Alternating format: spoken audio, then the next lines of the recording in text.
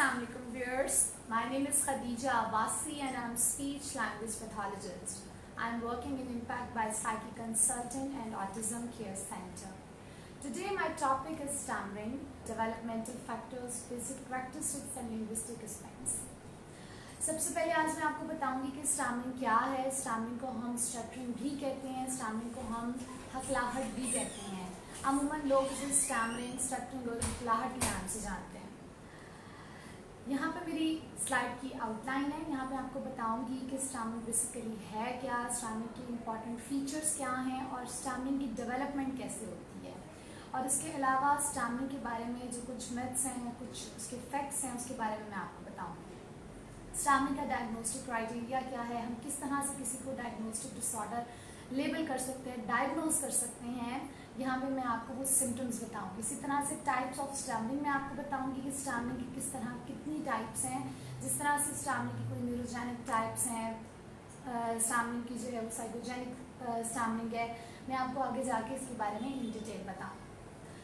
सबसे पहले हम जानते हैं कि स्टैमरिंग होती क्या है, हकलाहट होती क्या है, स्टटरिंग होती क्या है। तो stammering is a speech disorder in which sounds, syllables or words are repeated or prolonged, disruptions the normal flow of speech. Stammering के 3 कैरेक्टरिस्टिक्स है जो हम इन डिटेल आगे जाके बताऊंगी, लेकिन इंपॉर्टेंट चीज़ ये है कि सबसे पहले स्टैमरिंग जब अकर होती है तो बच्चा या कोई अडल्ट पेशेंट जो है वो किसी एक साउंड पे, किसी एक वर्ड पे स्टैमर करता है, अटक अटक के बोलता है या पॉजेस देता है या एक साउंड को रिपीट करता है या इंटरजेक्शंस ऐड कर देता है।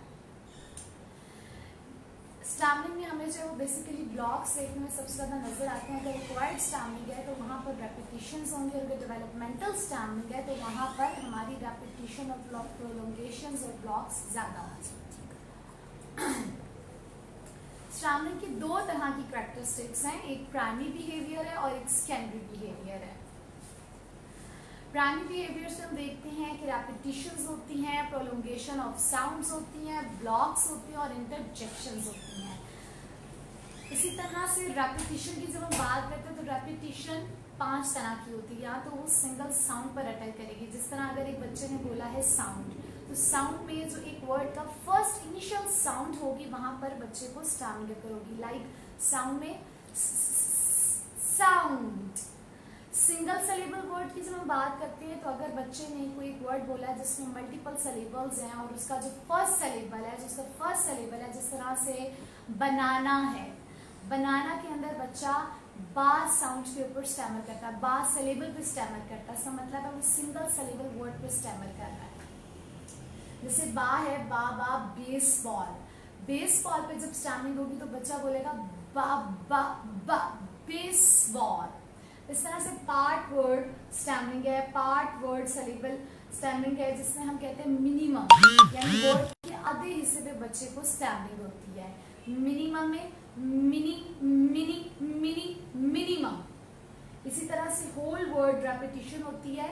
होल वर्ड रेपिटेशन में बच्चा पूरे लफ्ज को या अडल्ट पेशेंट पूरे लफ्ज को कंप्लीटली स्टैमर करता है। जिस तरह से अगर बच्चे ने बोलना है मैरी और बच्चा बोलता है Mary Mary Mary my friend, इस तरह से फ्रेज लेवल है। जब हम फ्रेज लेवल की बात करते हैं अमूमन इस तरह की स्टैमरिंग हमें अडल्ट पेशेंट्स पे देखने को मिलती है कि वो फ्रेजेस के ऊपर स्टैमर करते हैं, क्योंकि उनकी स्पीच जो है वो उसका जो एयर फ्लो है वो ज़्यादा ब्लॉक हो रहा होता है बिकॉज ऑफ रिक्वायर्ड स्टैमरिंग में स्ट्रोक होता है, हेड इंजरी होती है और वहाँ पर क्योंकि ब्रेन के एरियाज डैमेज होते हैं जिसकी वजह से ज़्यादा प्रॉब्लम होती है। और वो क्या करते हैं कि लेट ईट इट, वो पूरी फ्रेज उनकी कॉम्प्लेक्स मोटर प्लानिंग इन्वॉल्व होती है, इसलिए फ्रेज लेवल पर अडल्ट पेशेंट को ज़्यादा स्टैमरिंग होती है।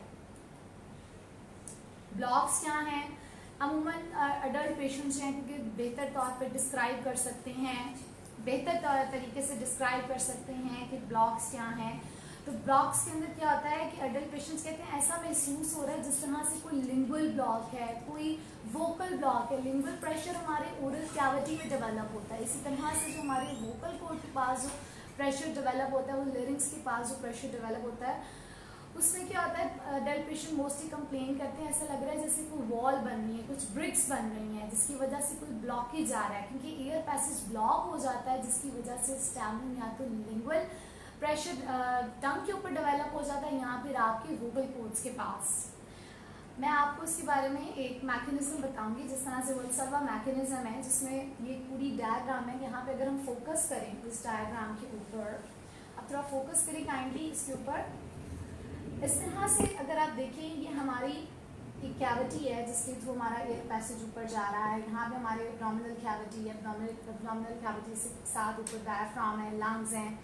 यहाँ पर आप देखें कि जब एयर फ्लो ऊपर की तरफ जाता है तो ये हमारे लेरिंग्स के पास डेवलप होता है। लेरिंग्स के पास डेवलप होता है क्योंकि साउंड तब तक प्रोड्यूस नहीं हो सकती जब तक एयर प्रेशर बिल्ड नहीं होता।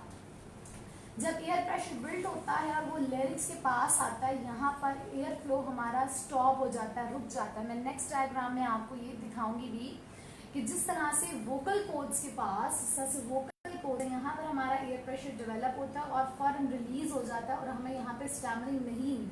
लेकिन यहाँ पर जब हमारे फॉल्स वोकल कोर्ड्स और वोकल कोर्ड्स मिलते हैं और इस जगह पर एक ब्लॉक डेवलप होता है, स्टॉप हो जाता है, तो वहाँ पर स्टैमरिंग जो है वो स्टार्ट हो जाती है क्योंकि एयर पैसेज लेरिंग्स के पास आके ब्लॉक हो गया है।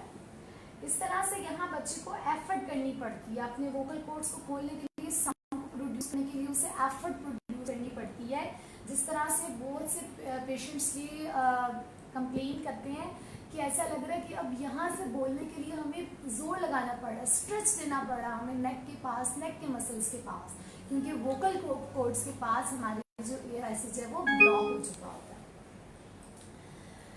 अगर हम इस मैकेनिज्म को देखें तो उसने कहा कि सबसे पहले न्यूरोलॉजिकली अगर हम देखें तो हमारे जो मसल्स होते हैं माउथ के, लेरिंग्स के, चेस्ट के, एब्डोमेन के, वो सब इस एक्टिविटी के अंदर इन्वॉल्व होते हैं जब हम कोई साउंड प्रोड्यूस करते हैं। डेफिनेटली जब तक ये मसल्स वर्क नहीं करेंगे, इनमें कोऑर्डिनेशन नहीं होगी, तब तक साउंड की प्रोडक्शन नहीं होगी। साउंड की प्रोडक्शन नहीं होगी तो हमारी साउंड या आर्टिकुलेशन किस तरह से मूव करेंगे।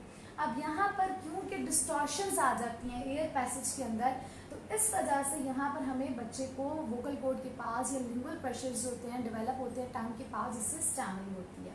Excessively forceful closure of the mouth और लिरिक्स, जब बच्चा एक प्रेशर डेवलप हो गया है तो क्या होता है कि जोर मुंह बंद हो जाता है, क्लोजर हो जाता है हमारे आर्टिकुलेटर्स का, जिसकी वजह से एयर प्रेशर क्योंकि लंग्स में पहले ही स्टॉप है, जब वहाँ से बर्स्ट हुआ है और बर्स्ट होकर हमारे वोकल कोर्ड के पास आया है, तो तब वहाँ पर हमारी जो स्टैमरिंग है, हमारा जो वोकल कोर्ड का जो पोर्शन है जहाँ पे ब्लॉक डेवलप हुआ था, वो हमारे लिंगुअल प्रेशर तक आता है। लिंगुअल प्रेशर जब डेवलप होता है तो हमारे कंसोनेंट, अगर जिस तरह से कंसोनेंट की अगर हम बात करें तो वहाँ स्टैमरिंग इसीलिए ज़्यादा होती है क्योंकि आगे भी ब्लॉकेज होता है। जिस तरह प, ब, म, ये स्टॉप्स है, यहाँ पर साउंड्स का जो एयर प्रेशर है वो एकदम से यहाँ पे आके ब्लॉक हो जाता है और एकदम से रिलीज होता है, सडन रिलीज होता है, तो यहाँ पर स्टैमरिंग भी डेवलप होती है। इसी तरह से क्योंकि डेफिनेटली लंग्स के अंदर प्रेशर इंक्रीज हो गया है, उसके बाद फिनिशन डिले हो जाएगी, वॉइस देर तक आएगी। जब यहाँ पर डिले होगी तो डेफिनेटली रेपिटेशन और प्रोलोंगेशन आएंगी।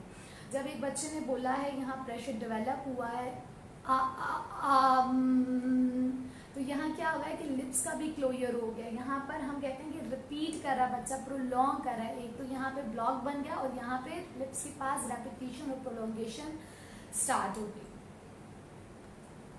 इस तरह से हम बात करते हैं प्रोलोंगेशंस की। प्रोलोंगेशंस क्या होती हैं? डेफिनेटली जब एक एयर फ्लो कंटिन्यू रहता है, उसका ब्लॉक बनता है और उसके बाद वो कंटिन्यू रहता है वो ब्लॉक, तो हमारे लिप्स के पास हम एक साउंड को लंबा करना शुरू कर देते हैं क्योंकि एयर फ्लो वहाँ पर कंटिन्यू था और कंटिन्यू होने की वजह से क्योंकि कहीं तो उसने स्टॉप होना था या उसको हमने बाहर बर्स्ट करके बाहर निकालना था, जिसकी वजह से एयर फ्लो जब कंटिन्यू होता है तो साउंड या वर्ड के ऊपर जो है वो प्रोलोंगेशन स्टार्ट हो जाती है, स्टैमरिंग स्टार्ट हो जाती है। इस तरह से हम स्टैमरिंग में बात करेंगे। पहले हमने प्राइमरी बिहेवियर्स की बात की जो मोस्ट इंपॉर्टेंट है, जो स्टैमरिंग का मेजर फीचर्स हैं, लेकिन सेकेंडरी बिहेवियर्स को भी हम निगलेक्ट नहीं कर सकते। सेकेंडरी बिहेवियर्स में हम देखते हैं कि अवॉइडेंस आ जाती है, लूज ऑफ आई कॉन्टेक्ट आ जाता है, हेड जग सकते हैं, हैंड टैपिंग होती है, आई ब्लिंक करते हैं। कुछ पेशेंट्स जो हैं वो अपनी स्टैमरिंग को रोकने के लिए, उसको रेजिस्ट करने के लिए हैंड टैपिंग स्टार्ट करते हैं। इससे वो ये फील करते हैं कि हम रिलैक्स हो रहे हैं और ऐसा करने से शायद साउंड हमारी जो है वो जल्दी बाहर आ जाएगी, या वो इग्नोर करने के लिए उस सिचुएशन को अपनी हैंड टैपिंग स्टार्ट कर देते हैं। और कुछ लोगों को इतनी ज़्यादा प्रॉब्लम आ जाती है कि उन्हें अपने हेड को जर्क करना शुरू कर देते हैं कि शायद ऐसा करने से उनको जो साउंड है जो वहाँ पे स्टक होगी वो बाहर आ जाएगी। Lose of eye contact, stammering के मोस्टली क्लाइंट जो हैं वो इवन वो अडल्ट क्लाइंट भी हैं, अडल्ट पेशेंट्स भी हैं, तो वो अपना आई कॉन्टेक्ट मेंटेन ज़्यादा नहीं करते हैं। आई कॉन्टेक्ट मेंटेन नहीं करते हैं, इसके रीज़न सिर्फ ये होती है कि उन्हें लगता है कि अगर हम आई कॉन्टेक्ट मेंटेन करेंगे तो ये हमें देखेंगे कि हम कैसे बोल रहे हैं और हमें कितनी ज़्यादा प्रॉब्लम आ रही है हमारी साउंड की प्रोडक्शन में, बातचीत करने में, इसलिए वो आई कॉन्टेक्ट भी मेंटेन नहीं कर रहे होते। अब इस तरह से हम बात करेंगे डेवलपमेंटल लेवल्स ऑफ स्टैमरिंग की। मैं आपको नेक्स्ट वीडियो में जो हमारा नेक्स्ट इंशाल्लाह सेशन होगा, वर्कशॉप होगी, मैं उसमें आपको बताऊंगी कि हम स्टैमरिंग की, एक बच्चे को अगर स्टैमरिंग है तो पेरेंट्स घर में कैसे असेस कर सकते हैं, एक अडल्ट क्लाइंट किस तरह से घर में असेस कर सकता है कि उसके बच्चे को या उसे स्टैमरिंग है। इसमें आप देखेंगे डेवलपमेंटल लेवल्स ऑफ स्टैमरिंग में ये है कि नॉर्मल डिस्फ्लुएंसीज, अमूमन जब हम बात करते हैं जैसे कि कोई प्रेजेंटेशन दे रहा है अपनी क्लास में, कोई स्कूल का बच्चा है, कोई यूनिवर्सिटी का बच्चा है, तो वहाँ आप देखते हैं कि नॉर्मल डिस्फ्लुएंसीज हमारी कॉन्वर्सेशन का पार्ट होती हैं। हम ये नहीं कह सकते कि हमें स्टैमरिंग हो रही है, हम स्टमर हैं, हम कुछ नहीं बोल पा रहे हैं, ऐसा नहीं होता। अगर 100 अल्फाजों में से अगर 10 लफ्ज़ों के ऊपर स्टैमरिंग हुई है या डिस्फ्लुएंसीज आई हैं तो ये नॉर्मल डिस्फ्लुएंसीज हैं, हम इसे नॉर्मेलिटी की तरफ कंसीडर नहीं करेंगे इस तरह से, क्योंकि डेफिनेटली नॉर्मल डिस्फ्लुएंसीज है, सेकेंडरी बिहेवियर्स कोई नहीं है, कोई आई कांटेक्ट मेंटेन का इशू नहीं आ रहा, कोई हेड टैपिंग नहीं हो रही, कोई हेड जर्क्स नहीं हो रहे हैं, क्योंकि ये नॉर्मल डिस्फ्लुएंसीज है और पेशेंट या फीलिंग और एटीट्यूड उसकी कुछ भी नहीं है, वो अनअवेयर है उन चीज़ों से। इसी तरह से हम बॉर्डर लाइन स्टटरिंग की बात करते हैं। जब बॉर्डर लाइन स्टटरिंग की बात करते हैं तो 100 अल्फाजों में से अगर 11 या 11 से ज़्यादा लफ्ज़ों के ऊपर हमें स्टैमरिंग होती है तो ये बॉर्डर लाइन स्टटरिंग को लीड कर रहा होता है। जैसे मोस्टली जब बच्चे को डायग्नोसिस नहीं मिलता या इनिशियली स्टैमरिंग स्टार्ट होती है तो वो बॉर्डर लाइन स्टटरिंग की तरफ होती है। तो जब बॉर्डर लाइन स्टटरिंग की तरफ होती है तो पेरेंट्स एक दफ़ा के लिए अवेयर ज़रूर होते हैं कि शायद हमारे बच्चे को कोई स्टैमरिंग का इशू है, ये कुछ हकला के बात कर रहा है, देयर इज समथिंग रॉन्ग। और क्योंकि डेफिनेटली वो इतनी ज़्यादा नहीं होती है, क्योंकि ये बॉर्डर लाइन होती है, अभी स्टार्ट हुई होती है, तो एयर पैसेज का ब्लॉकेज भी नहीं बनता।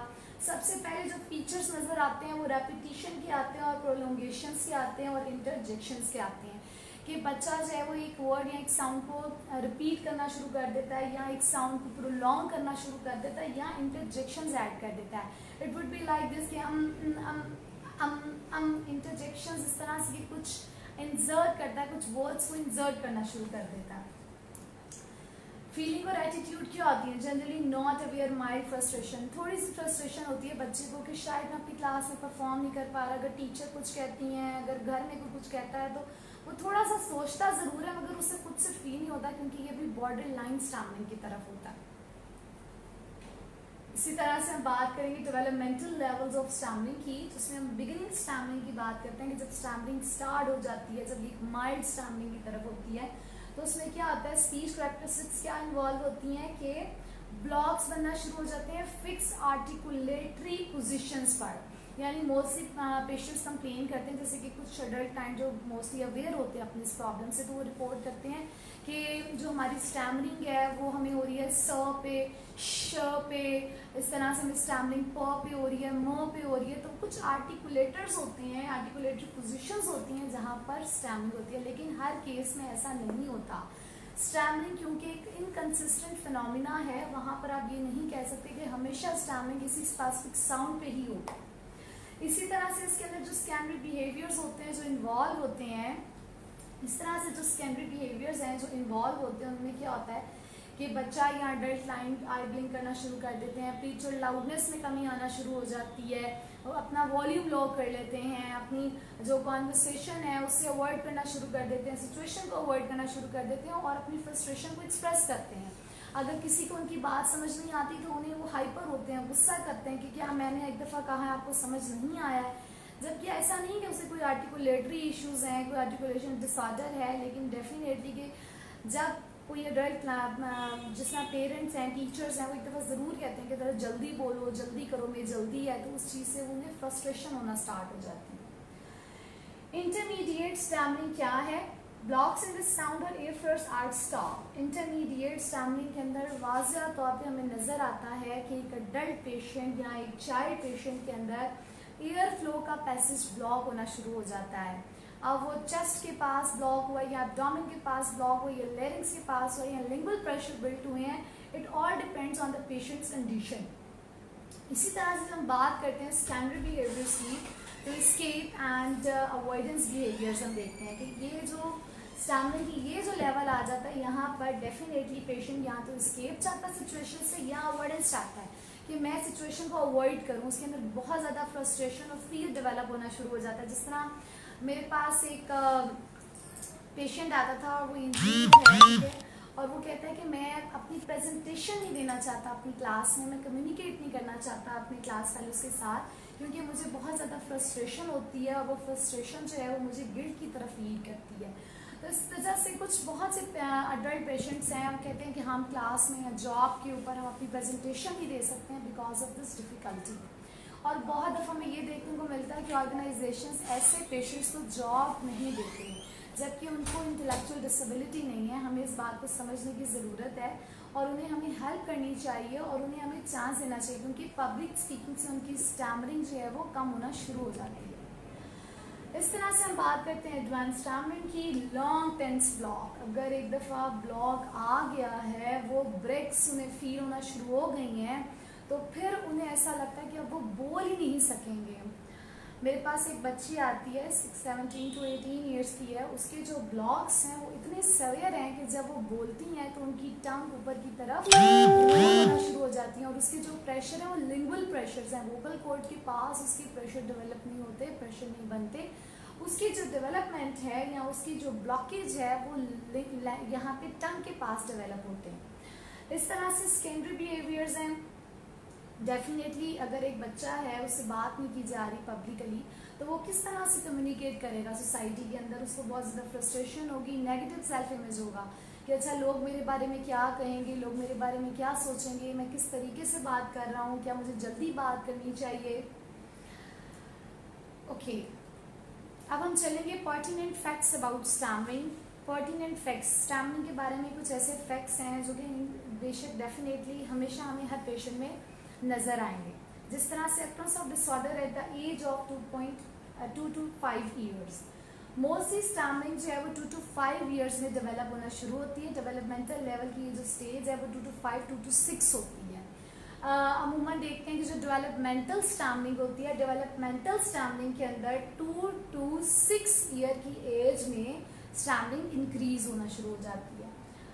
About 80% of children who show signs of stuttering go on to recover. 80% बच्चे स्टैमरिंग से रिकवर हो जाते हैं अगर उन्हें प्रॉपर ट्रीटमेंट मिले तो। इसी तरह से अगर हम देखें 80% children recover with extensive speech therapy. अगर इन्हें एक्सटेंसिव स्पीच थेरेपी मिले तो इनमें रिकवरी के चांसेस ज़्यादा हो जाते हैं। A large percentage of children recover within 3 years of onset. 3 साल का जो ये अरसा ये बड़ा इंपॉर्टेंट होता है किसी भी थेरेपी के लिए, स्पेशली स्टैमरिंग की थेरेपी के लिए। अगर हम 3 साल मुसलसल एक स्टैमरिंग के क्लाइंट को थेरेपी देते हैं तो रिकवरी के चांसेस 80% इंक्रीज हो जाते हैं। बहुत से पेरेंट्स ऐसे होते हैं वो स्टैमरिंग की हमने प्रैक्टिस करवाई है और जी बच्चा अभी तक ठीक नहीं हुआ, या कुछ ऐसे होते हैं भाई 1 मंथ ही प्रैक्टिस किया तो इतनी ज़्यादा इम्प्रूवमेंट आ गई, आई थिंक सो कि बस 6 मंथ काफ़ी होंगे इस प्रैक्टिस के लिए। नहीं, हमें अपनी थेरेपी को कंटिन्यू रखना है। स्टैमरिंग की थेरेपी को, स्पेशली चिल्ड्रन के साथ आप थेरेपी को रेजिस्ट नहीं कर सकते, आपको वीक में एक सेशन लेना है। Children who begin to stutter at younger age appear more likely to recover. अब जिस तरह से हम बात करते हैं कि जिससे यंगर एज यानी कि अगर छोटे होते हुए बच्चे को स्टैमरिंग स्टार्ट हुई और उसकी ट्रीटमेंट हुई है तो डेफिनेटली चांसेस ज़्यादा हैं, हाई फ्रीक्वेंसी है कि भाई बच्चे के अंदर इम्प्रूवमेंट आ जाएगी। लेकिन अगर वही एक अडल्ट पेशेंट आया जो कि 30-35 ईयर की एज में आपको कह रहा है कि मैं स्टैमरिंग की थेरेपी लेना चाहता हूँ, तो वहाँ पे इम्प्रूवमेंट के चांसेस थोड़े कम हो जाते हैं क्योंकि एज ज़्यादा हो गई होती है, आर्टिकुलेटरी फिक्स पोजिशंस हो चुकी होती हैं, जिसकी वजह से स्टैमरिंग वहाँ पर बहुत ज़्यादा चांसेस होते हैं कि आगे प्रोलॉन्ग होगी। Stammering phenomena is never consistent. Stammering कभी भी कंसिस्टेंट नहीं होती। जिस तरह कुछ पेरेंट्स रिपोर्ट करते हैं या अडल्ट पेशेंट्स रिपोर्ट करते हैं कि हमने एक्सरसाइज की, ये वीक तो हमारा बहुत अच्छा गुजरा, लेकिन नेक्स्ट वीक में फिर से इसको स्टैमरिंग स्टार्ट होगी इतनी प्रैक्टिस के बावजूद। जबकि ऐसा नहीं होता है। हमें अपनी थेरेपी को कंटिन्यू रखना है। अगर हम उसको 1-to-1 सेशंस अगर हम उसके ले रहे हैं तो वीक में एक सेशन हमारा ज़रूर होगा, क्योंकि ये आपके लिए बहुत ज़्यादा इम्पॉर्टेंट है और उसकी एक्सरसाइज आप करते रहें। कभी ऐसा होता है कि जैसे फ्लू हो गया है, फीवर हो गया है, कफ हो गई है, तो डेफिनेटली उसके अंदर तो डेफिनेटली आपकी चेस्ट इन्वॉल्व है, आपकी एयर फ्लो के अंदर आपकी चेस्ट इन्वॉल्व है। जब वो चेस्ट इन्वॉल्व है, एयर ब्लॉकेज है, जो ब्लॉकेज है वो बन गया है, जिसकी वजह से स्टैमरिंग के चांसेस भी इंक्रीज हो गए हैं। नहीं, इसकी तबीयत ख़राब है, तबीयत ख़राब हुई तो ज़्यादा स्टैमरिंग हो गई है। इसकी सिर्फ रीज़न ये होती है कि जो मसल्स हमारी इस एयर फ्लो के अंदर इन्वॉल्व है, वही मसल्स हमारे उस वक्त हमारी उस कंडीशन में इन्वॉल्व है जिसमें हमें फ्लू हुआ है, फीवर हुई है, चेस्ट इन्फेक्शन हुई है। इस तरह से हम बात करते हैं severity of stuttering symptoms. Severity क्या है स्टटरिंग सिम्टम्स की? Children whose frequency remains the same or increased during the first year, they are more prone to have their stuttering persist। जैसे कुछ पेशेंट्स आते हैं और अपना ट्रीटमेंट करवाने के लिए, और अगर 1 साल मुसलसल उनकी जो स्टैमरिंग है वो डिक्रीज नहीं होती, वो एक जगह पे स्टक हो जाती है, ना ही वो इंक्रीज होती है ना ही वो डिक्रीज होती है, उसकी जो ट्रीटमेंट कंडीशंस हैं वो सेम रहती हैं और 1 ईयर तक ये सेम रहती हैं, तो वहाँ चांसेस कम होते हैं रिकवरी के। तो इसीलिए, लेकिन इसका ये मतलब नहीं कि अब आपने इसकी ट्रीटमेंट नहीं करवानी है। आपको या मुझे किसी को नहीं पता जब तक हम उस स्टैमरिंग की कंडीशन ही देखेंगे, हम उस पर वर्क नहीं करेंगे मुसलसल 1 साल। इसी तरह से हम बात करते हैं gender. Male is on high prevalence of stammering 3 to 4% more than girls. अगर हम बात करें कि स्टैमरिंग जो है वो लड़कों में ज़्यादा होती है, तो डेफिनेटली दिस इज़ ट्रू। बहुत से हमें पेशेंट्स नज़र आते हैं जो मेल होते हैं, फीमेल के अंदर 1% चांस है और मेल के अंदर 3% चांस है कि उसको स्टैमरिंग होगी। तो अक्रेंस जो है स्टैमरिंग की या हाई प्रेवलेंस जो है स्टैमरिंग की मेल के अंदर ज़्यादा देखने को मिलती है। इस तरह से हेरिडिटी जो है वो स्टैमरिंग में बहुत ज़्यादा एक इंपॉर्टेंट रोल प्ले करती है। अगर आपकी फैमिली में किसी को स्टैमरिंग है तो डेफिनेटली वो आपके जीन्स से ट्रैवल करेगी, जीन्स के अंदर जो है वो ट्रांसमिट होगी और वहाँ पे चांसेस हैं कि आपको स्टैमरिंग हो। इस तरह से इमोशनल प्रॉब्लम सच एज ऐसा नहीं है कि किसी को इमोशनल प्रॉब्लम है तो स्टैमरिंग स्टार्ट हो जाएगी, नहीं। Stuttering is not an emotional problem, yet stutter reacts in an emotional way. Stammering कोई इमोशनल प्रॉब्लम नहीं है, लेकिन डेफिनेटली अगर किसी स्टैमर को कोई इमोशनल प्रॉब्लम है तो वहाँ पर उसकी स्टैमरिंग जो है वो इंक्रीज होना शुरू हो जाएगी, क्योंकि अगर वो किसी ऐसी इमोशनल स्टेट में होगा या अगर क्लास के अंदर है, प्रेजेंटेशन दे रहा है, जॉब के अंदर है और वहाँ पर उसको बुली किया जा रहा है या उसको लिसन नहीं किया जा रहा, उसको चांस दिए जा रहे, जिसकी वजह से चांसेस हैं कि उसकी स्टैमरिंग जो है वो इंक्रीज होना शुरू हो जाएगी। इस तरह से सेकेंडरी कैरेक्टरिस्टिक्स हैं। Children who don't show declining facial grimaces, ये बड़ा इंपॉर्टेंट फैक्टर है। सेकेंडरी कैरेक्टरिस्टिक्स जो है, अगर किसी बच्चे में या किसी अडल्ट पेशेंट में हमें फेशियल ग्रिमेसेस नज़र आते हैं कि लाइक बात करते हुए कुछ बच्चे किस साउंड प्रोड्यूस करते हैं, जैसे कुछ एडोलेसेंस में भी बच्चे आते हैं तो किस साउंड प्रोड्यूस करते हैं और उनके लिप्स राउंड होना शुरू हो जाते हैं, उनके फेशियल ग्रिमेसेस स्टार्ट हो जाती हैं चीक्स पे या चीन पे। वो क्यों होती है? क्योंकि लिंगुअल प्रेशर कहाँ पे डेवलप हो रहा है। लिंगुअल प्रेशर अगर हमारे टंग के पास डेवलप हो रहा है तो डेफिनेटली वो कहाँ क्या करेगा, लिप्स को भी इफेक्ट करेगा। तो वो फेशियल ग्रिमेसेस हमारी यहाँ चीक्स पे भी शो होंगी क्योंकि स्टैमरिंग हो रही है, एयर पैसेज ब्लॉक हो रहा है। इस तरह से आर्टिकुलेशन स्किल्स हैं। In the first year after answer, children who have poorer accuracy in making sound use in speech have a greater likelihood of their stuttering become chronic। Articulation skills, definitely अगर किसी की articulation skills poor है with in 1 year, यानी हम ये कह सकते हैं अगर कोई स्पीच डिले का केस हमारे पास आता है, बोलना नहीं आ रहा, किसी साउंड को बोलना नहीं आ रहा, तो स्टैमरिंग स्टार्ट हो जाती है। क्यों? क्योंकि मसल कोऑर्डिनेशन नहीं है, ऑरल कैविटी के अंदर डिफरेंट आर्टिकुलेटर्स की आपस में कोऑर्डिनेशन नहीं हो रही है, जिसकी वजह से जो है वो स्टैमरिंग इंक्रीज होना शुरू हो जाती है। Poor parenting style, poor parenting style भी एक इंडिपेंडेंट, अगर हम ये कहें कि इनडायरेक्ट फैक्टर है, क्योंकि पुअर पेरेंटिंग फैक्टर जो है वो स्टटरिंग को लीड तो नहीं करता लेकिन उसको इंक्रीज ज़रूर करता है। तो चांसेस होते हैं कि अगर पेरेंट्स हर टाइम बच्चे को जल्दी बोलो, तुमसे बोलना नहीं चाहता, तुम कैसे बोल रहे हो, सबके सामने तुमने कैसे बात की थी, वहाँ पे पेरेंट्स को अपने बच्चे को सपोर्ट करने की ज़रूरत है। अगर उसको ये इशू आ रहा है तो काइंडली आप उसको हेल्प करें उसे इस प्रॉब्लम से निकलने में, उसकी ट्रीटमेंट करवाएं, ना कि आप उसको बुली करें, सब रिलेटिव्स के सामने बैठ के उसको डांटें कि तुमसे बोला नहीं जा रहा, जल्दी बोलो। इसी तरह से मैं आपको बताऊंगी कि डायग्नोस्टिक क्राइटेरिया फॉर स्टैमरिंग क्या है। ये डायग्नोस्टिक क्राइटेरिया DSM-5 TR से हमने लिया, जहाँ पे हम देखते हैं कि disturbance in the normal fluency in time patterning of speech inappropriate for the individual age. Normal fluency नहीं है, बात करते हुए 100 में से जैसे मैंने आपको बताया अगर 11 या 12 लफ्जों के ऊपर स्टैमरिंग होगी तो डेफिनेटली उसकी स्पीच फ्लुएंट तो नहीं है, वहाँ पे डिस्टेंसेस नजर आ रही हैं और टाइम भी बहुत ज़्यादा ले रहा है बच्चा बोलते हुए। तो वहाँ पर हम देखते हैं कि साउंड और सेलेबल रेपिटेशंस होती हैं, मैं आपको सब पहले बता भी चुकी हूँ। साउंड प्रोलोंगेशंस होती हैं, इंटरजेक्शंस होते हैं, ब्रोकन वर्ड्स यानी पॉजेस दे दे के एक वर्ड के अंदर बोलते हैं, बात करते हुए बहुत ज़्यादा पॉजेस देते हैं। इसी तरह से ऑडिबल और साइलेंट ब्लॉक्स होते हैं। ऑडिबल ब्लॉक्स में हम ये कहते हैं कि लाइक ये ऑडिबल ब्लॉक है जिसमें साउंड भी साथ प्रोड्यूस हो रही है, लेकिन जब हम साइलेंट ब्लॉक की बात करते हैं तो वो इस तरीके से साउंड प्रोड्यूस नहीं होती, लेकिन वो ब्लॉक वहां पर जो है वो बन जाता है। इसी तरह से circumlocutions, word substitution to avoid problematic words. बहुत से अडल्ट पेशेंट्स के अंदर ये देखने को मिलता है, वो क्या करते हैं कि जिस वर्ड पे अगर जैसे कि क्वारंटाइन पे उनको स्टैमरिंग हुई है तो वो क्वारंटाइन की जगह आइसोलेशन बोल देंगे, ताकि उस वर्ड को सब्स्टिट्यूट कर देंगे किसी और मीनिंगफुल या किसी और सिनोनिम के साथ, ताकि अगर उन्हें इस वर्ड के ऊपर स्टैमरिंग हो रही है तो उसको रिप्लेस करके कोई और वर्ड बोल दिया जाए। इसी तरह से है words production with an excess of physical tension. Definitely जब किसी बच्चे को स्टैमरिंग हुई है और उसका ब्लॉक डेवलप हो गया तो उसको बहुत ज़्यादा फिजिकल एफर्ट पुट करनी पड़ रही है बोलते हुए। मोनोसिलेबिक होल वर्ड रेपिटेशन आ जाती है कि अगर हमने बात की कि होल वर्ड रेपिटेशन के अंदर देखते हैं कि मामू, मामू। मोनोसिलेबिक है कि एक वर्ड को उसने जो है एक सलेबल को जो है उसने रिपीट किया। The disturbance in fluency interferes with academic or occupational achievement or with social communication. ये इस तरह की डिस्टर्बेंसेस होती हैं कि आपकी ऑक्यूपेशनल लाइफ को, आपकी एकेडमिक लाइफ को बुरी तरह से मुतासर करती हैं। If a speech, motor or sensory deficit is present, the speech difficulties are in excess of those usually associated with those problems.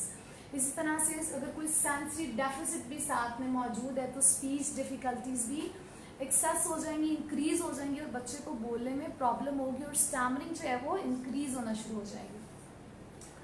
इस तरह हम देखते हैं कि स्टैमरिंग की 2 टाइप्स हैं, एक डेवलपमेंटल स्टैमरिंग है और एक एक्वायर्ड स्टैमरिंग है। डेवलपमेंटल स्टैमरिंग जो है वो चाइल्डहुड में अकर होती है, इसका एज ऑफ ऑनसेट जो है वो 2 to 5 है। इसी तरह से डेवलपमेंटल स्टैमरिंग फैमिली के अंदर रन करती है। यहाँ पर मोस्ट कॉमनली बहुत कॉमन है ये डेवलपमेंटल स्टैमरिंग। अमूमन ज़्यादा पेशेंट्स को हम देखते हैं कि वो डेवलपमेंटल स्टैमरिंग के साथ आते हैं। ओके, इसी तरह से एक्वायर्ड स्टैमरिंग है। एक्वायर्ड स्टैमरिंग की 2 टाइप्स हैं, एक न्यूरोजेनिक स्टैमरिंग है और एक साइकोजेनिक स्टैमरिंग है। न्यूरोजेनिक स्टैमरिंग डेफिनेटली अगर ब्रेन के अंदर कोई डैमेज हुआ है तो उसकी वजह से स्टैमरिंग अकर होती है, जिसमें हम कहते हैं कि एक्वायर्ड स्टैमरिंग इसे इसलिए कहते हैं क्योंकि ये अर्ली एज में जो है वो डेवलप नहीं होती। ये ज़िंदगी के बाद के हिस्सों में या हमारी जब एज ज़्यादा हो जाती है, कोई स्ट्रोक होता है, कोई हेड इंजरी होती है या बहुत ज़्यादा ड्रग इनटेक होता है, जिसकी वजह से स्टैमरिंग की जो रेशो होती है, स्टैमरिंग की जो है स्टैमरिंग डेवलप होना शुरू हो जाती है। अमूमन जब स्ट्रोक होता है तो हम देखते हैं कि ब्रोका और वर्निक एफेजिया जो है वो हो जाता है, डिसऑर्डर है लैंग्वेज का जहाँ पे एक्सप्रेसिव और रिसेप्टिव लैंग्वेज मुतासर होती है। और स्ट्रोक के साथ समटाइम्स डिसआर्थरिया भी हो जाता है, मसल कोऑर्डिनेशन नहीं होती बोलते हुए, जिसकी वजह से स्टैमरिंग जो है वो शुरू हो जाती है, बोलते हुए बात नहीं की जाती है, एक वर्ड को बार बार रिपीट किया जाता है। स्ट्रोक के पेशेंट में अमूमन आपको जो करैक्टरिस्टिक्स नजर आएंगी उनमें रेपिटेशन और प्रोलोंगेशंस होंगी, क्योंकि जब डिसआर्थरिया होता है, मसल कोऑर्डिनेशन नहीं होती है दोनों आर्टिकुलेटर की आपस में, तो बोलते हुए इस तरीके से क्योंकि उनकी मसल्स वीक हो गए हैं, डिसआर्थरिया हो गया, जिसकी वजह से रेपिटेशन और प्रोलोंगेशन जो है वो कैरेक्टरिस्टिक डेवलप हो गए। इसी तरह से जब हम ड्रग इनटेक की बात करते हैं, कोई न्यूरोट्रांसमीटर इंक्रीज हो जाता है जिसकी वजह से जो है वो स्टैमरिंग भी इंक्रीज होना शुरू हो जाती है।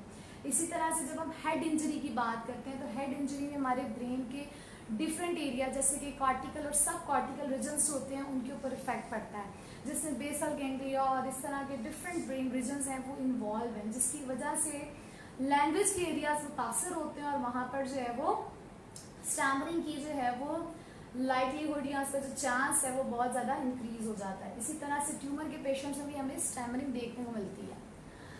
साइकोजेनिक स्टैमरिंग में हम देखते हैं कि अमूमन जो साइकोजेनिक स्टैमरिंग होती है ये साइकोलॉजिकल रीज़न की वजह से होती है। वी विल ट्राई कि हम आपकी किसी एक वर्कशॉप में आपको बताएं कि अगर किसी को साइकोजेनिक स्टैमरिंग है तो हम उसे किस तरह से डील कर सकते हैं, उसको साइकोलॉजिकली ऐसी क्या इंटरवेंशंस प्रोवाइड कर सकते हैं जिसकी वजह से बच्चे की जो ये साइकोजेनिक स्टैमरिंग है उसे हम रिड्यूस कर सकें, उसे हम डिक्रीज कर सकें।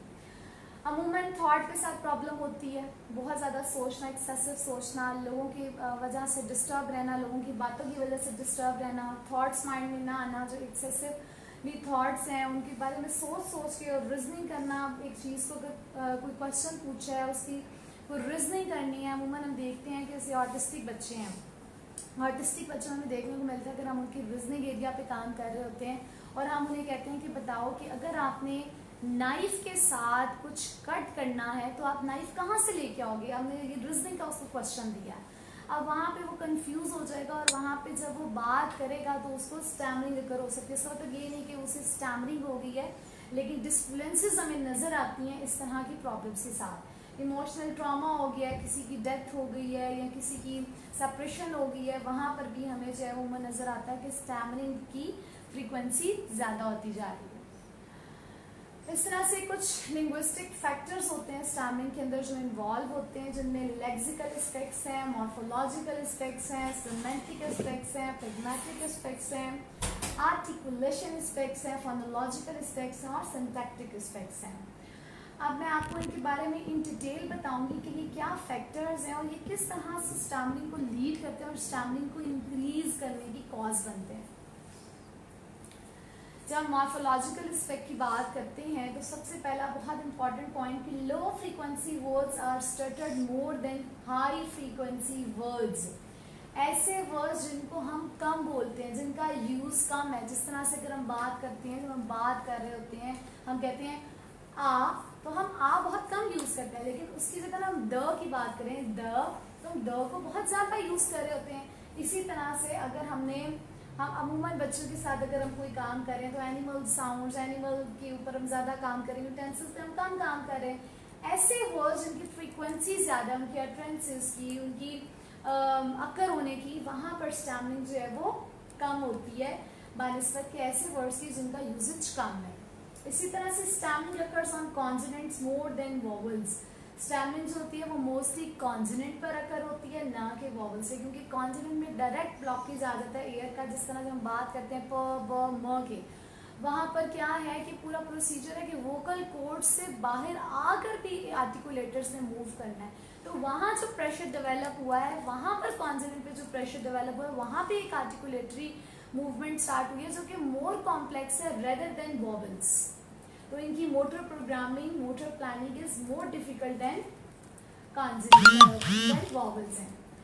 Multiple syllabic words require more complex motor planning. इसी तरह से अगर एक वर्ड है और उसके अंदर मल्टी सिलेबिक, अगर आप देखें कि बहुत ज़्यादा सिलेबल है एक वर्ड के अंदर, जिस तरह से हम क्वारंटाइन की बात कर रहे थे, तो क्वारंटाइन में 2-3 से ज़्यादा हमारे पास सिलेबल नज़र आ जाते हैं क्योंकि वो कॉम्प्लेक्स वर्ड है, एक बड़ा वर्ड है, वहाँ मल्टीपल सिलेबिक से हम वर्ड करेंगे तो वहाँ पर जो स्टैमरिंग है वो ज़्यादा हो जाती है बानिस्बत के मोनोसिलेबिक और डाइसिलेबिक वर्ड्स।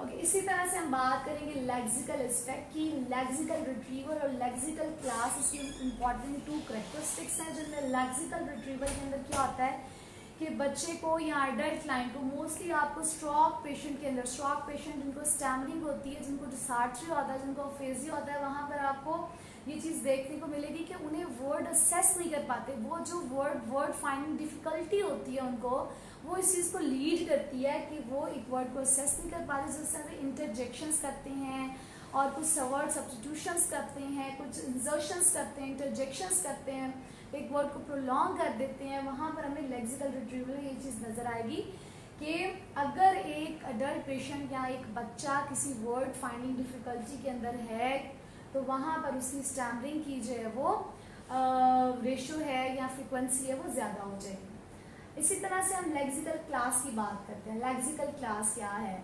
अगर हम देखें तो structuring occurs on content words more than on functional words. Content words पे स्टैमरिंग क्यों होती है? इसलिए होती है क्योंकि अमूमन ये इंफॉर्मेशन कैरिंग वर्ड्स होते हैं, यानी बेसिकली हमारे सेंटेंस के अंदर जो इम्पोर्टेंट और जो मोस्ट इम्पॉर्टेंट वर्ड्स हैं या फिर हम कहेंगे कंटेंट है, वो हमारी लेक्सिकल वर्ब्स होते हैं, एडजेक्टिव्स होते हैं, जिनसे हमें एक सेंटेंस का मीनिंग समझ आता है। वहाँ पर स्टैमरिंग ज़्यादा होती है बानिस्बत के फंक्शनल वर्ड्स, क्योंकि फंक्शनल वर्ड्स कभी भी मल्टी सिलेबिक कभी नज़र नहीं आते। बहुत कम होता है कि मल्टी सिलेबिक हो।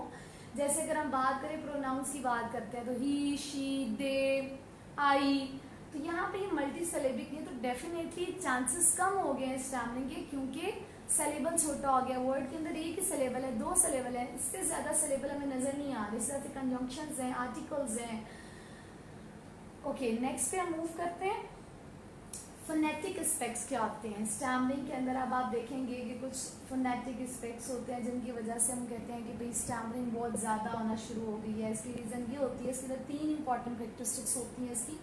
एक इनएडिक्यूट मोटर फंक्शनिंग होती है, एक इनएडिक्यूट ऑरल परसेप्शन होती है, स्लो डेवलपमेंट और फाइन मसल कोऑर्डिनेशन।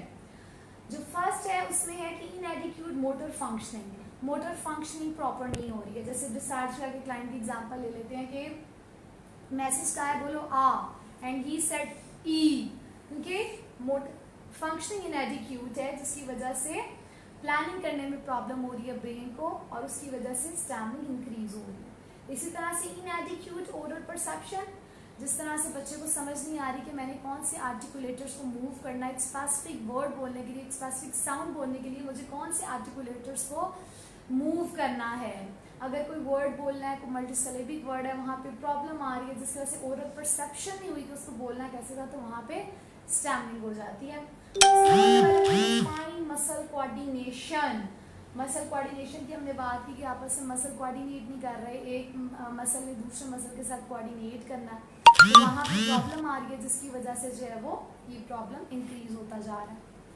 इसी तरह से हम बात करते हैं फोनोलॉजिकल एस्पेक्ट की, और हमें पता है कि phonological aspects directly leading to brain problem in encoding, retrieve and constructive phonetic plan. Definitely जब हम किसी चीज़ को इनकोड नहीं कर सकेंगे, उसे रिमेंबर नहीं कर सकेंगे, फिर उसको रिट्रीव करने के बाद उसका प्लान नहीं बना सकेंगे, उसको रिकॉल नहीं कर सकेंगे, तो स्टैमरिंग इंक्रीज होगी। इसी तरह से mostly stammering occurs on initial position of the words as compare to medial and final position.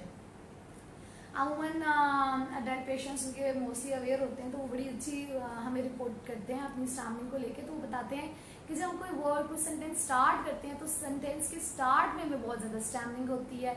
Sentence start करने से पहले जो वो फर्स्ट वर्ड होता है ना, उसमें बहुत ज़्यादा स्टैमरिंग होती है, बात नहीं की जाती है, वहीं पे हम स्टॉप हो जाते हैं, जिस वजह से हमसे पूरा सेंटेंस कंप्लीट नहीं किया जाता है।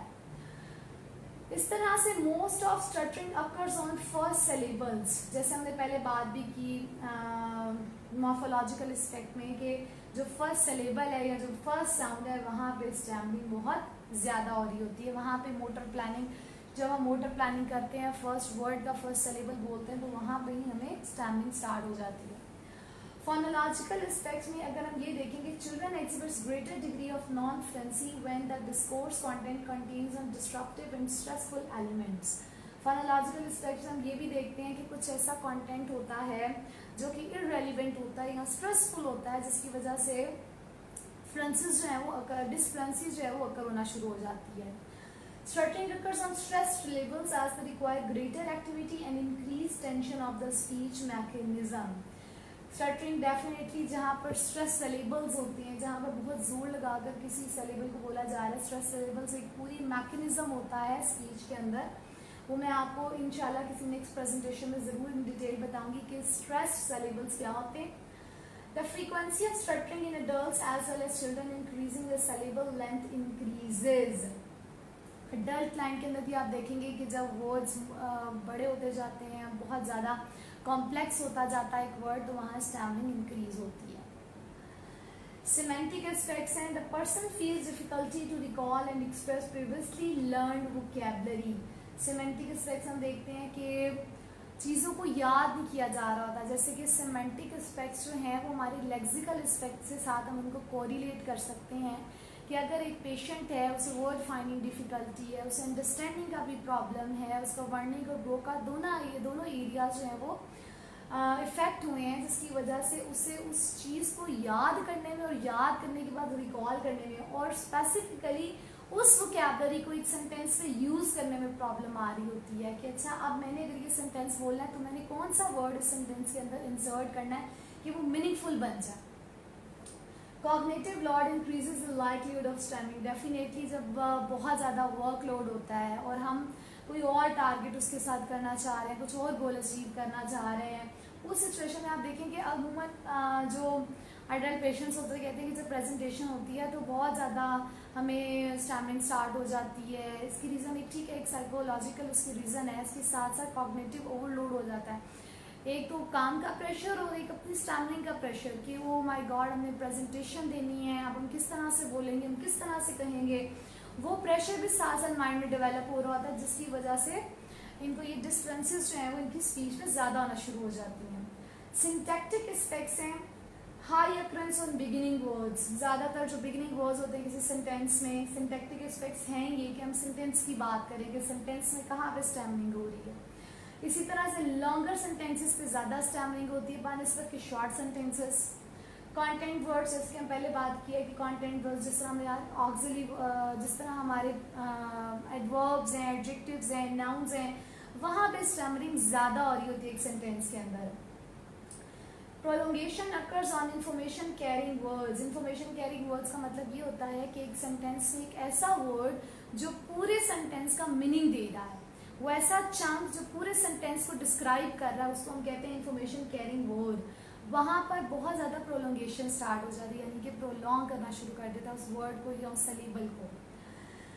इसी तरह से एट क्लॉज बाउंड्रीज, जब हम किसी सेंटेंस में दो सेंटेंसेस हैं और हम उसको ख़त्म कर रहे हैं और साथ हमने एक न्यू सेंटेंस स्टार्ट करना, तो वहाँ पर उस एयर फ्लो का पैसेज जब ब्लॉक हुआ है तो वहाँ पर स्टैमरिंग भी ज़्यादा आना शुरू होगी।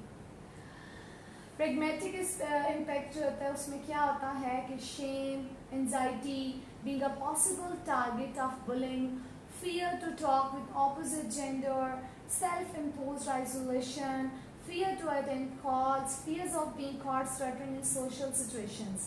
प्रेगमेटिक, अगर हम इस की बात करें तो यहाँ हम ये देखते हैं कि अमूमन क्योंकि बच्चे ज़्यादा अवेयर नहीं होते, अगर बच्चे होते हैं तो उनको ज़्यादा उनमें वो सेंसिटिविटी नहीं होती है, जब तक उन्हें इस चीज़ का एहसास ना दिलाया जाए कि आपको स्टैमरिंग है, आपको एक डिसऑर्डर है, आपने सोशल सिचुएशन में ऐसे बिहेव करना है, ऐसे बोलना है या किसी सिचुएशन को अवॉइड करना है। लेकिन जब हम अडल्ट पेशेंट्स की बात करते हैं तो उनमें हमें प्रेगमेटिक एस्पेक्ट्स बड़े वाज़ह तौर पे नज़र आते हैं।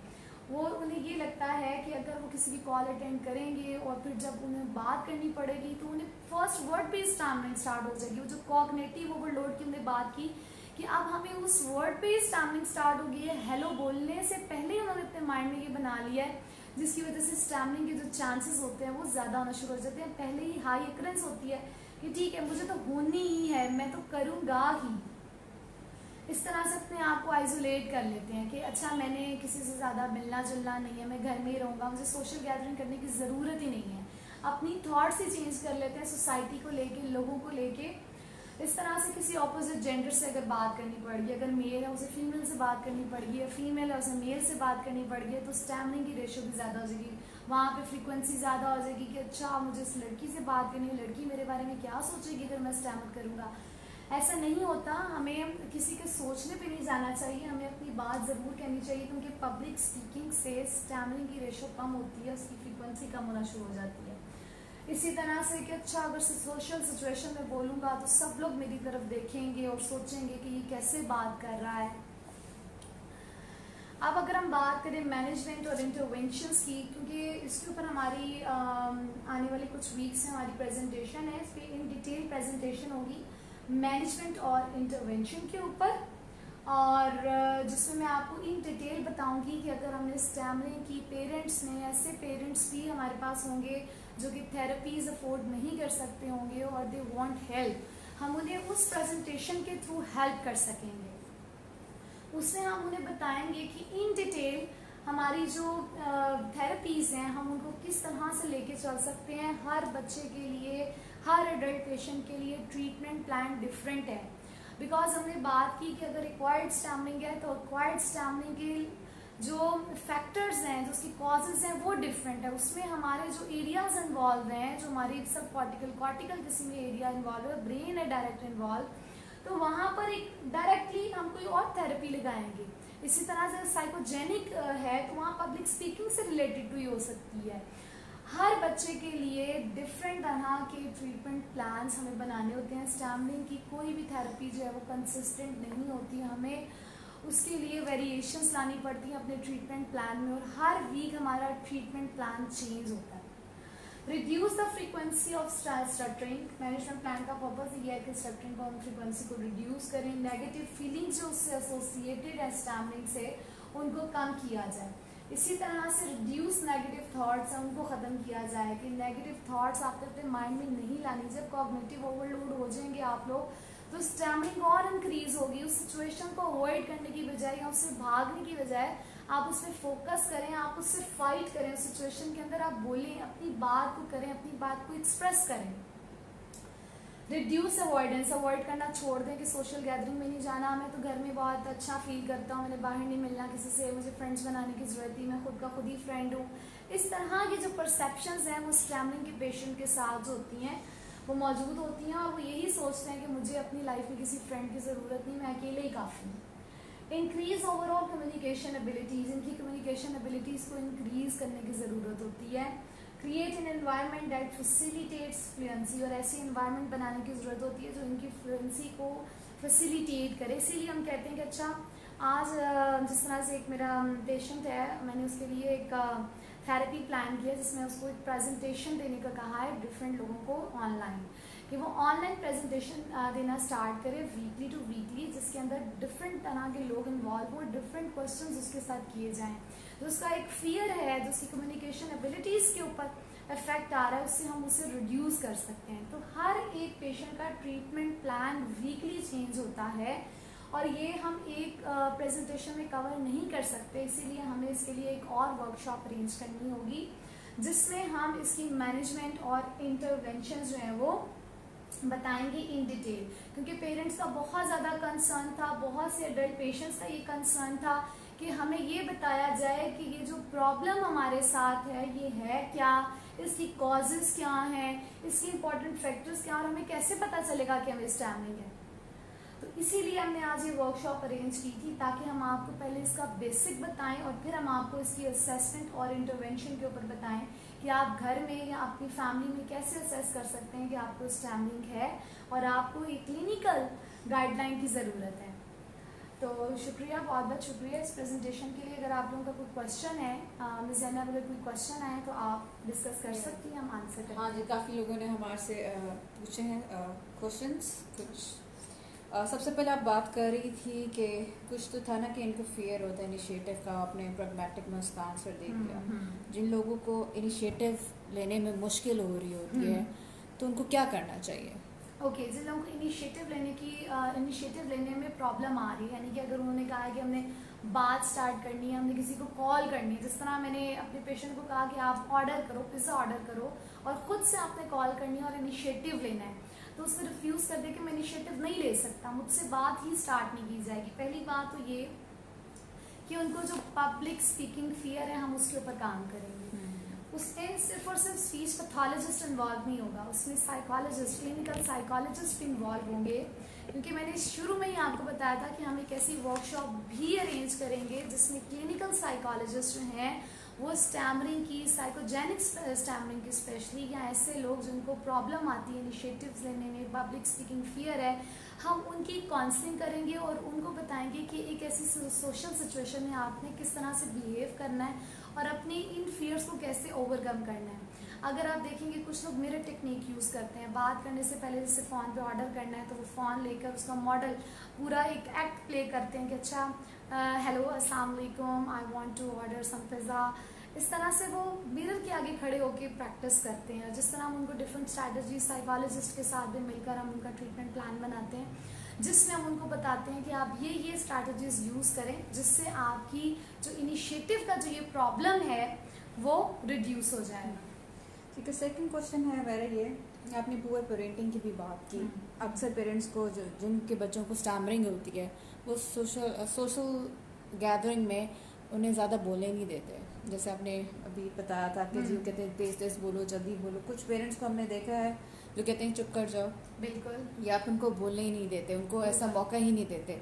इसके बारे में आप क्या कहेंगी? यहाँ पर सबसे पहले ज़रूरत है पेरेंट्स की काउंसलिंग की, पेरेंट्स को बताने के लिए कि पेरेंट्स को एक गाइडलाइन जानी चाहिए कि अगर आपका बच्चा गलत भी बोलेगा तो वो आपका ही बच्चा है, डेफिनेटली उसके नेगेटिव उसके पॉजिटिव जो भी पॉइंट्स हैं वो आपसे ही लिंक्ड है। तो वहाँ पर आप उन बच्चों को रोकने की बजाय उन्हें चांस दें बोलने के लिए। अगर आप ऐसा नहीं करेंगे तो उनका सेल्फ स्टीम लो हो जाएगा। जब सेल्फ स्टीम लो होगा तो ना सिर्फ उनकी एकेडमिक लाइफ बल्कि आगे जाने वाली ऑक्यूपेशनल लाइफ भी मुकम्मल तौर पर डिस्टर्ब हो जाएगी। तो पेरेंट्स को यहाँ ये समझने की ज़रूरत है कि हम ही अपने बच्चे को इस प्रॉब्लम से, इस फियर से बाहर निकाल सकते हैं, और बल्कि उसमें ज़्यादा से ज़्यादा सोशल गैदरिंग्स में लेकर जाएं और उनको मोटिवेट करें। मैंने जिस तरह से भी बात की यहाँ पर कि फैसिलिटेट फ्लुएंसी इन्वायरमेंट, उनको बताएं। अगर बच्चे के साथ ये प्रॉब्लम है तो घर जाने से पहले किसी भी फैमिली के आप उन्हें पहले से ये बता दें कि मेरे बच्चे के साथ ये प्रॉब्लम है। अगर वो आता है तो आप लोग प्लीज़ उसको अंडरस्टैंड करें, ताकि जब बच्चा जाता है कि कुछ बच्चे होते हैं वो हंसना शुरू कर देते हैं, पेरेंट्स पूछते हैं आपका बच्चा ठीक से बोल नहीं रहा, क्या बात है, इससे क्या हुआ है। जब जाने वाली फैमिली को पहले से अवेयर होगा कि मैंने एक फैसिलिटेटिव इन्वायरमेंट जो है वो क्रिएट करनी है उस बच्चे के लिए जो मेरे घर आ रहा है, तो डेफिनेटली वहाँ पर चांसेस कम हो जाएंगे बुली के। और पेरेंट्स की यहाँ पे बहुत ज़्यादा जो सपोर्ट है वो रिक्वायर है कि वो अपने बच्चों को सपोर्ट करें। ठीक है, कवल सलीम का क्वेश्चन है आपसे कि बच्चा या फिर अडल्ट है, उसको स्ट्रेसफुल सिचुएशन में स्टैमरिंग हो रही है, क्या स्पीच थेरेपी इनफ है कि हम कोई और मोडालिटी की तरफ भी जाएंगे? कि देखिए शुरू में ही मैंने आपको बता दिया था कि ये बहुत इम्पॉर्टेंट है एक साइकोलॉजिस्ट कौन है, क्लिनिकल साइकोलॉजिस्ट का। और क्लिनिकल साइकोलॉजिस्ट जब तक स्पीच पैथोलॉजिस्ट के साथ मिलकर उस एरिया को असेस नहीं करेगा, स्पेशली साइकोजेनिक स्ट्रक्चरिंग का जो ये प्रॉब्लम आता है मोस्टली, या किसी ऐसे पर्सन, ऐसे अडल्ट जिन्हें प्रेजेंटेशन देने में प्रॉब्लम आ रही है, उनको प्रॉपर गाइडलाइन की ज़रूरत है, प्रॉपर साइकोलॉजिकल इंटरवेंशंस की ज़रूरत है, काउंसलिंग की ज़रूरत है, और उन्हें इस तरह की इन्वायरमेंट उनके लिए क्रिएट करने की ज़रूरत है जहाँ उन्हें समझ आए कि हम सब सोशली, हम ह्यूमन बीइंग हैं, हमें सोशली मूव करना है। अगर हम सोसाइटी में अगर मूव करना है तो हमें अपने ख्यालात को एक्सप्रेस करना पड़ेगा। अगर हमें सक्सेस चाहिए तो डेफिनेटली हमें अपनी सक्सेस के लिए हमें कोशिश करनी होगी। जब तक हम वो कोशिश नहीं करेंगे, अपने पॉइंट को क्लियर नहीं करेंगे, तब तक हमारी बात कोई नहीं सुनेगा। ठीक है, आसिफ का क्वेश्चन है कि इसके प्रोग्नोसिस के बारे में बता दें, क्या वेरी करता है? अगर जैसी टाइप होगी वैसे प्रोग्नोसिस वेरी करेगा टाइप्स के साथ? Sorry, could not understand the question. एक तो प्रोग्नोसिस के बारे में बता दें, इसका प्रोग्नोसिस क्या है? Depends on situation. सेकंड कि क्या वेरी करता है टाइप के साथ? डेफिनेटली वेरी करता है। देखिए जिस तरह से मैंने शुरू में ही बात की कि इसके कुछ फैक्ट्स हैं, इंपॉर्टेंट फैक्ट्स हैं कि स्टैमरिंग अगर हम बात करें कि अच्छा तुम्हारी 1 साल बाद स्टैमरिंग ख़त्म हो जाएगी, 2 साल बाद तुम्हारी स्टैमरिंग ख़त्म हो जाएगी, नहीं। जब तक हम प्रॉपर 1 ईयर का ट्रीटमेंट नहीं देते और 1 ईयर में हम देखते नहीं कि क्या वो फेशियल ग्रिमेसेस डिक्रीज हुए हैं, नहीं हुए, क्या वो जो प्रॉब्लम थी वो क्या उसी पिच के ऊपर काम कर रही है, उसी पिच के ऊपर है, उसी फ्रिक्वेंसी से अकर हो रही है, तब तक हम ये नहीं कह सकते कि इसका प्रोग्नोसिस जो है वो पुअर हुआ है या अच्छा हुआ है। जिसमें हम ये बता सकती हूँ कि जैसे हमारे पास स्टैमरिंग के क्लाइंट्स आते हैं हमारे इम्पैक्ट बाय साइकी कंसल्टेंट में, हमारे क्लिनिक में, तो माशाल्लाह से अभी तक बहुत से पेशेंट्स का जो प्रोग्नोसिस लेवल है बहुत ज़्यादा अच्छा रहा है, बहुत ज़्यादा इम्प्रूवमेंट देखने को नज़र आई है। तो इसकी रीज़न सिर्फ ये है कि उसमें पेरेंट्स की बहुत ज़्यादा एक इम्पॉर्टेंट रोल है कि पेरेंट्स मुकम्मल बच्चों को थेरेपी दें, वीकली वो अप्रोच करें बच्चों को। जी मिस, ठीक है। उसके बाद साकिब भाई ने पूछा है क्या बहुत ज़्यादा सख्ती करने से या रोक टोक से भी बच्चों में ये प्रॉब्लम आती है? डेफिनेटली पुअर पेरेंटिंग स्टाइल हमेशा बच्चे को, अगर ये प्रॉब्लम बच्चे के साथ है तो उसको इंक्रीज ज़रूर कर देगा। और ये भी एविडेंस देखने को मिला है कि अगर एक बच्चे को हर टाइम डांटते जाएं, उनको मारें, उनकी एक ही पॉइंट के ऊपर उनके साथ डिस्कशन करें, उनको डिग्रेड करें, तो वहाँ पर भी मेंटली जब बच्चा अपसेट होता है तो उस पर स्टैमरिंग अकर होना शुरू हो जाती है। ऐसा नहीं कि हमेशा पुअर पेरेंटिंग स्टाइल ही लीड करती है, बट एविडेंस ये भी आ गए हैं कि अगर पेरेंट्स जो है वो मुसलसल बच्चों को मेंटली टॉर्चर करते हैं, उनको डिग्रेड करते हैं, उसकी वजह से भी ये चांसेस हैं कि बच्चे की स्पीच तो डिले है, जब वो इंक्रीज होना शुरू हुई है तो वहाँ पर स्टैमरिंग भी साथ में कर हो गई। ठीक है, is it curable? Next question ये इज़ इट क्योरेबल? डेफिनेटली हम ये कह सकते हैं कि दिस इज़ क्योरेबल, लेकिन इसमें हमें टाइम रिक्वायर है, टाइम लगता है।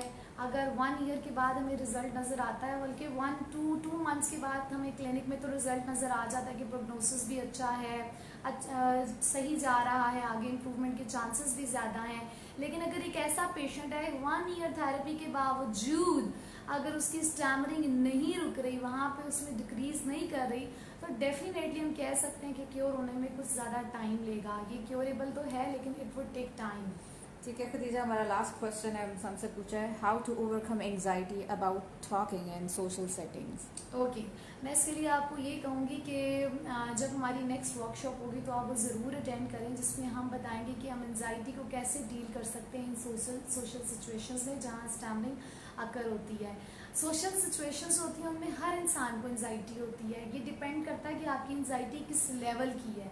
अगर तो बहुत सीवियर लेवल की है, इतनी सीवियर है कि आपसे बात का इनिशिएटिव नहीं लिया जा रहा, अगर इनिशिएटिव ले लिया तो बात समझ नहीं आ रही कि स्टार्ट कैसे करें, ख़त्म कैसे करें, तो वहाँ पे प्रॉपर आपको गाइडलाइन लेने की ज़रूरत है एक साइकोलॉजिस्ट से, एक क्लिनिकल साइकोलॉजिस्ट से, जो आपको गाइड कर सके कि आप इस तरह की प्रॉब्लम को किस तरह से सोशली अप्रोप्रिएट इन्वायरमेंट के अंदर जो है वो डील कर सकते हैं। अच्छा, एक और क्वेश्चन है, लास्ट है ये कि अगर स्टैमर्स है सोशलाइज करना ही नहीं चाह रहा तो फिर क्या करें? तो फिर देखें कि वो सिचुएशन क्या है। अगर स्टैमर सोशलाइजेशन करना नहीं चाह रहा, उसके पीछे फैक्टर्स क्या है, उसका बैकग्राउंड क्या है, क्या स्टैमरिंग सिर्फ और सिर्फ उसका बैकग्राउंड है या उसके अलावा कुछ और भी इश्यूज हैं। जिस तरह हम बात करते हैं, हो सकता है कि उसकी सेल्फ स्टीम इतनी लो हो गई हो, उसे इतना ज़्यादा डीमोटिवेट कर दिया हो कि वो सोसाइटी के अंदर मूव ही ना करना चाहता हो। और इवन यहाँ तक भी एक एविडेंस मिलता है कि स्टैमरिंग के क्लाइंट्स ने सुसाइड कर लिया फियर से, सोशल फियर से, क्योंकि उनसे बात नहीं की जाती थी, उन्हें ये लगता था कि हमें जॉब अपॉर्चुनिटी नहीं मिल रही, इससे उन्होंने सुसाइडल अटेम्प्ट कर ली। क्यों? क्योंकि फैमिली का प्रेशर, सोसाइटी का प्रेशर। तो यहाँ पर इन चीज़ों को, इन फैक्टर्स को देखने की बहुत ज़रूरत है। Thank you very much Khatija, बहुत मज़ा आया, बहुत इंफॉर्मेटिव आपकी प्रेजेंटेशन थी। हमें वेट रहेगा कि आप मैनेजमेंट पे जो है वो कब हमें प्रेजेंटेशन देंगी। Thank you so much. Thank you, Ms. Zainab. Thank you, Ms. Malia, Ms. Kawal. Thank you so much to invite me here. Thank you. Okay, thank you very much. Thank you.